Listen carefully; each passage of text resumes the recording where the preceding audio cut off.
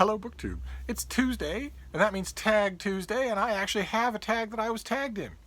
That doesn't happen all that often anymore. It was created, it's an original tag created by Lukács at Totally Pretentious. And he tagged me, in addition to tagging everyone else in the 5 boroughs. He just hauled out the New York phone book and tagged everybody in it. And it's the top 10 nonfiction book tag. All about the great strides that nonfiction representation has made on BookTube. Which, after all, started out as an incredibly fiction and even YA fiction-centric platform. And it's very simple. The guidelines are very simple. It's your top 10 favorite nonfiction works. Lukács throws in a couple of restrictions.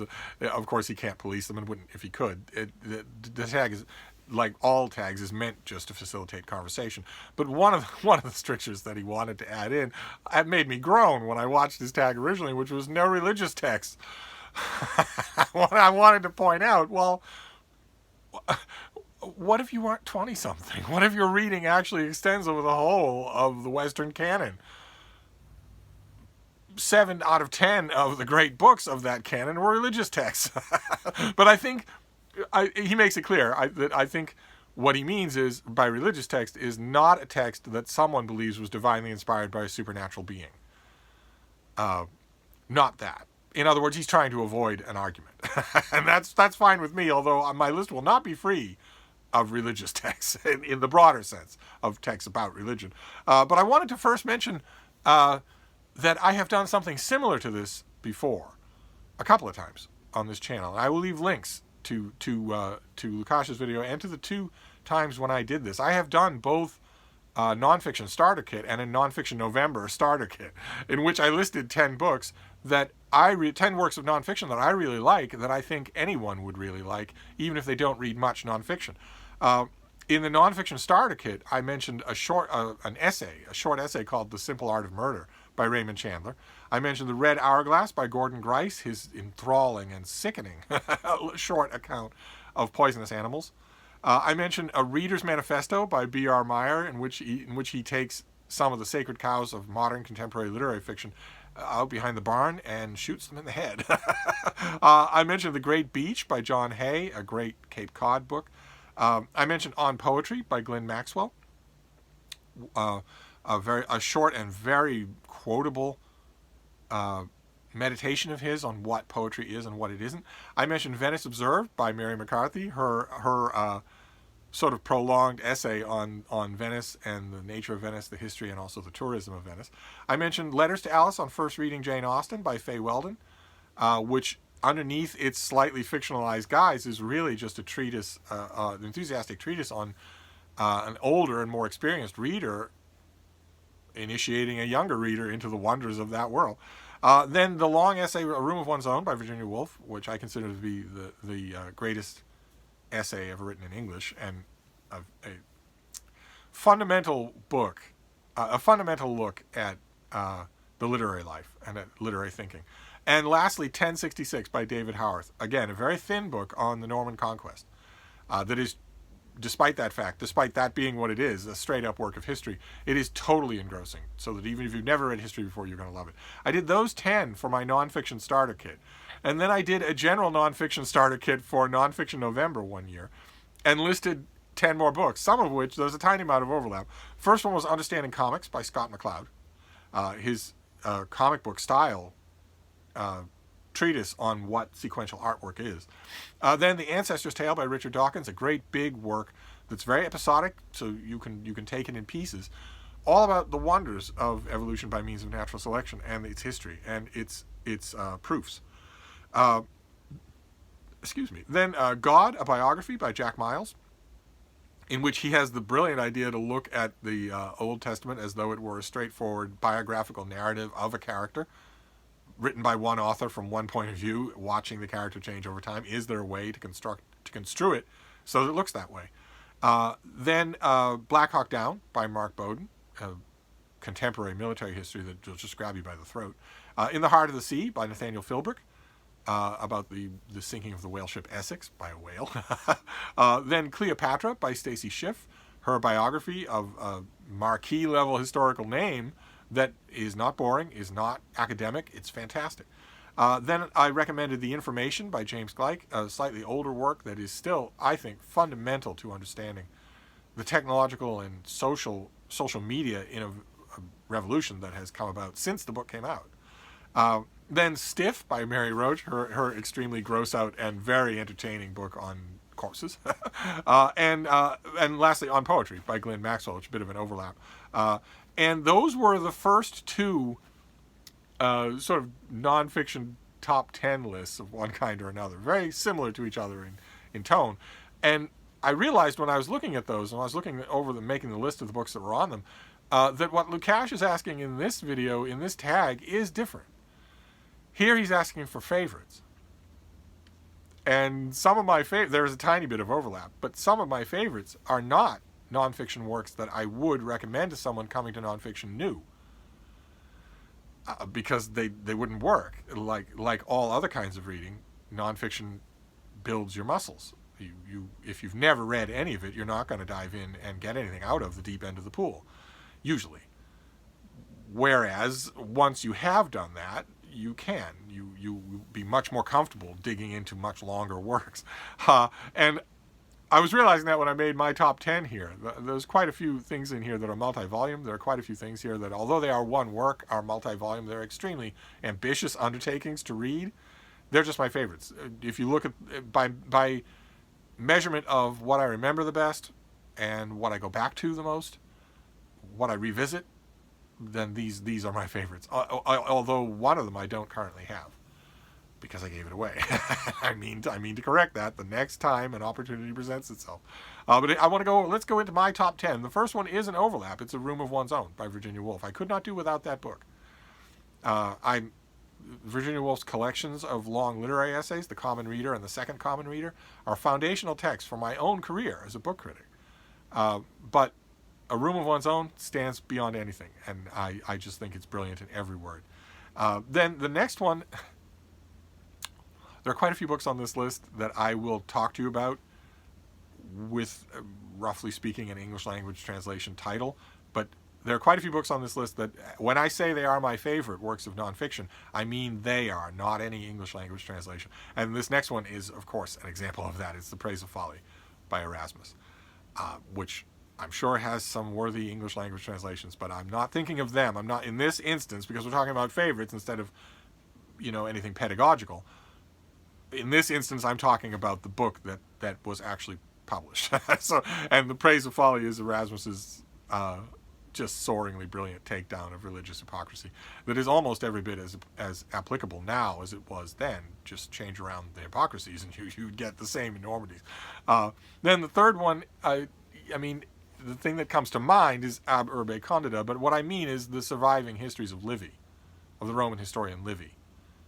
Those are what I mean by this. It's not anything near the whole of what he wrote, but what survives, I go back to religiously. I love Livy. I absolutely do.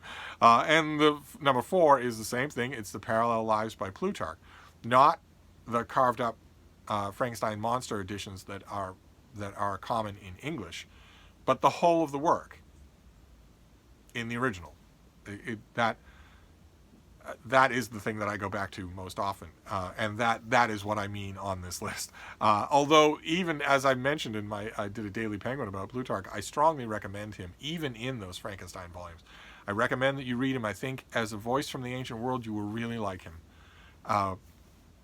Then the next one is The Ecclesiastical History of the English People by the Venerable Bede. And again, we're not talking about an English language translation, although there have been a couple of worthy ones. When I'm thinking about this book on this list, I'm not thinking about English. Then the same thing with this next one. This next one is The Spiritual Exercises of St. Ignatius Loyola, which not only am I not thinking about it in an English language translation, but this is, I think, the only book on this list that I have never actually read in English. I've read and know practically by heart the Latin, and I've also read it in the original. But I don't think I've ever read it in English. But I go back to it all the time. And it might seem like a strange choice because, well, first of all, it comes close. It comes very close to being disbarred by Lucasia's rules. St. Ignatius Loyola did have what he considered to be supernatural visions. I'm squeaking this in on a technicality because St. Ignatius never actually asserted all that heavily that this particular book came from those revelations, from those visions. So he might have had visions, but he wrote the book on his own. And it might seem like a strange addition to this thing here, to this list. Certainly strange to be on my list, but the reason that it's here is because it is at its heart a fantastic book about self-possession, about thinking, about using your own mind to determine exactly what influences are working on you, good or bad. Now, St. Ignatius wanted you to do all of that in a series of meditations over the course of a month in order to realize that all of the arrows that are trending in that analysis point towards your God. He meant it as a way to reason your way closer to God. But I find it tremendously calming and insightful, even if you take God out of the picture completely. Which I know the St. Ignatius would not have wanted that. Nevertheless, I found it to be true. I think that it's just invaluable. An invaluable way of just stopping and calming your thoughts until you realize that you control them, that you can analyze them, you can see clearly all the forces that are working on you for good and bad. I think it's just a remarkable text in that regard. So if there ever is down the pike a really popular new English translation, well, then there you go. I will finally read it in English. Then number 7 is The Education of Henry Adams. Largely sui generis work by, a scion of the Adams family here in New England. That Adams knew that it was lightning caught in a bottle. He knew that. He was fake humble about it. He was fake self-effacing about it to his friends when he was handing around to them in Samizdat form. He was handing it around to his friends saying, I don't know, I don't think this is anything. I'm not really sure what this is. He knew perfectly well what it was. He knew that it was something unbelievably, just thunderously original and amazing. And I think he would have been affronted if any one of those friends had written back to him and said, I read it and I agree, I don't really know what it is. It's probably nothing. He would have been furious in his own nerdy, reedy voiced way. He would have been furious if anybody had done that, but nobody did. All the people who got it in written form when it was being handed around were unbelievably astounded by it. Even people who wanted to take him down a peg couldn't do it. They couldn't do it. Everyone who knew him wanted to take him down a peg, but nevertheless, it's a brilliant, brilliant work of genius. So, and as a meditation on modernity, even though modernity has drastically changed, I don't think it can be beat. So it's number 7. Then number 8 is The Decline and Fall of the Roman Empire by Edward Gibbon. In all of its parts, there have been many great one-volume abridgments, but I mean the whole of the work. Like with Plutarch or with Livy, I want all of it. I want anything that this author thought was important enough to include, even if it looks like a digression, even if it looks pointless. And in the complete unabridged Decline and Fall of the Roman Empire, there are lots of passages like that, lots of them.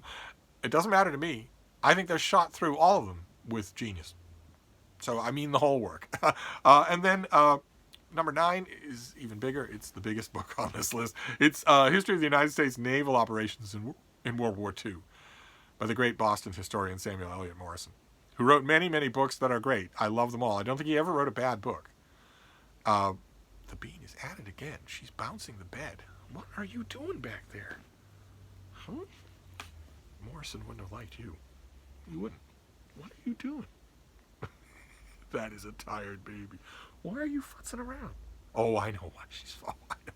It just dawned on me why she's futzing around, because I'm talking to a camera. She wants to be cuddled against me. She doesn't... Oh, all right. Okay, well, we'll wrap this up.